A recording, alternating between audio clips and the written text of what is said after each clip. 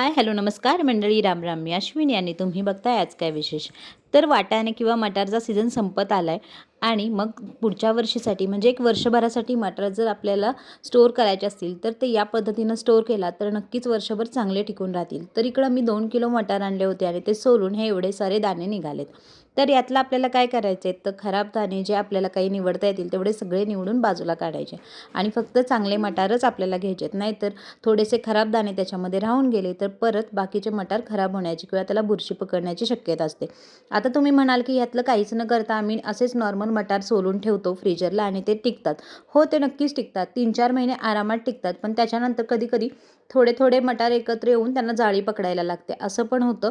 किंवा कधी स्मेल यायला लागतो किंवा कधी फारच ते मऊ पडतात. तर तसं होऊ नये, मटारचा रंग पण आहे तसाच राहावा आणि टणक राहावेत वर्षभर, म्हणून ही छोटीशी जी पद्धत आहे किंवा प्रोसिजर रेसिपी फॉलो केली तर मटार एक वर्षभर आरामात टिकतात.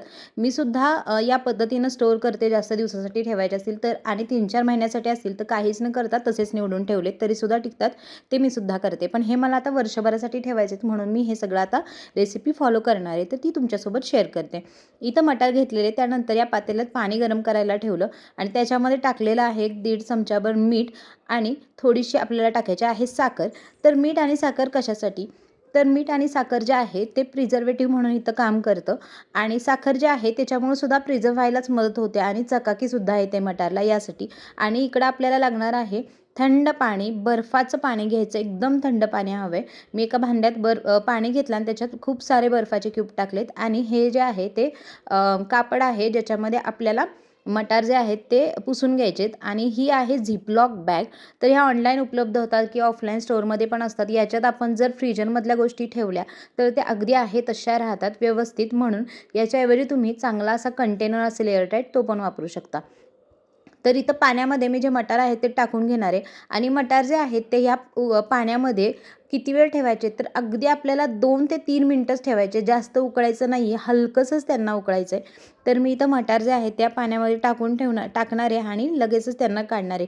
2-3 मिनटंच ठेवायचे. पाणी चांगलं गरम झालेलं आहे आणि मटार त्यात टाकले, थोडेसे हलवले आणि त्यांना लगेच बाहेर काढणार आहे. आणि बाहेर काढलेले मटार जे आहेत ते याच्यातून काढले की तसेच आपल्याला गार पाण्यात टाकायचे, डिरेक्टली जे बर्फाचं पाणी आहे ना त्याच्यामध्ये. त्याच्याने काय होतं की इथं गरम असं वातावरणात मटार असतात आणि बर्फाच्या पाण्यात एकदम गार ह्याच्यात टाकले की ते टणक होतात, डिरेक्टली कडक होऊन जातात आणि प्रिझर्व राहतात.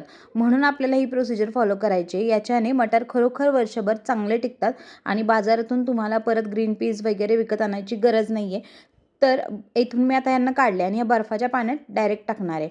तर माझ्याकडे भरपूर सारे मटार होते आणि ही प्रोसेस मला बाकी मटारसाठी पण फॉलो करायची आहे. याच पद्धतीनं इतर मटार पण मला उकळून घ्यायचे आहेत आणि बर्फाच्या पाण्यात टाकायचे आहेत. ती आता फर्स्ट बॅच मी तुम्हाला दाखवते. तर हे सगळे मटार मी आता काढले झाऱ्याने बघा आणि ह्या पाण्यामध्ये टाकते आहे. निथळायचे आणि बर्फाच्या पाण्यात टाकायचे. त्यानंतर आपल्याला यांना गाळून घ्यायचं आणि व्यवस्थित असं कोरडं पुसून घ्यायचं आहे. तर इथं माझ्याकडे जे आहे ते हा एक मॅट असतो, एक कापड नाही म्हणता येणार, मॅट असतो डिश ठेवण्यासाठीचा, डिश ड्राईंग मॅट असं म्हणतात याला, तो आहे. तो पाणी खूप चांगलं शोषतो म्हणून मी तो घेतला इथं. तुम्ही जो आपला मायक्रोफायबरचा नॅपकिन असतात किचनमध्ये जे मऊ असतात, खूप पाणी शोषतात, ते घेतलं तरी चालते आणि काहीच नसेल तर सुती कपडा घेतला तरी पण चालते. असं काहीतरी घ्या ज्यानं छान पाणी शोषलं जातं पटकन, खूप वेळ नाही लागला पाहिजे. आणि इथं हलकंसं पसरवते आहे मी, दाब द्यायचा नाही आहे. इथं मटार जे आहेत ते कडक झालेले आहेत एकदम गरम पाण्यातून गार पाण्यात टाकल्यामुळे आणि आपण दाबलं, त्यांना प्रेस वगैरे केलं तर ते फुटू शकतात. म्हणून हलक्याशा हाताने आपल्याला हे जे मटार आहेत ते पुसून घ्यायचे आणि कोरडे करायचे. एकूण व्यवस्थित असे कोरडे झाले पाहिजे, पाणी नाही राहिलं पाहिजे त्याच्यामध्ये, तर ते टिकणार आहेत चांगले. जर पाणी राहिलं तर काय होईल, त्या पाण्याचा बर्फ होईल आणि लवकर मटार परत लाईट गेली हे झालं तर खराब होऊ शकतात. म्हणून आपल्याला पाणी नाही ठेवायचे. व्यवस्थित असं मटार जे आहे ते पुसून घ्यायचे. आता इथं तुम्हाला दिसत असेल मटार बऱ्यापैकी कोरडे झालेत, तरी मी परत हीच प्रोसेस 1-2 वेळा रिपीट करून मटार जे आहेत ते चांगले कोरडे पुसून घेणार आहे आणि नंतरच आपण त्यांना स्टोअर करणार आहे. तर स्टोअर करण्यासाठी मी झिपलॉक बॅग तुम्हाला दाखवली ती वापरणार आहे. आणि काय होतं की आपण डिरेक्टली आता त्याच्यात स्टोअर केलं तर एकच मोठी बॅग स्टोअर करण्यापेक्षा काय करा, तुम्ही जर जास्त प्रमाणात करत असाल तर थोडे थोडे वेगळे वेगळे ठेवा. म्हणजे एकदा काढले, परत त्यातून घेतले, परत हे केले, असं नका करू. इथं हे उकळून झाल्यानंतर सुद्धा मला काही खराब मटार सापडले तर ते पण मी टाकून देणार आहे. तर उकळून घेतल्यानंतर बघू शकता तुम्ही मटारचा रंग बदलला किंवा काही मटार खराब झाले. हे असं नंतर काही मटार फुगून वरती येतात, हलके झालेले असतात, आतून खराब असतात, आपल्याला वरतून कळत नाही. तर असे मटार पण दिसण्यात आले ना, तर ते पण काढून आपल्याला इथंच बाजूला टाकायचे. तर असे मटार पण मी बाजूला काढले. पिवळे झालेले म्हणजे खराब नाही आहेत, काही आहेत ते कुजलेत, ते खराब आहेत. तर ते मी काढले आणि बाकीचे आता ह्या झिपलॉक बॅगमध्ये स्टोअर करते आहे. तर मी एक छोट्या 2 किलोचेच मटार स्टोअर करणार आहे, तर मी एकाच बॅगेत स्टोअर करणार आहे.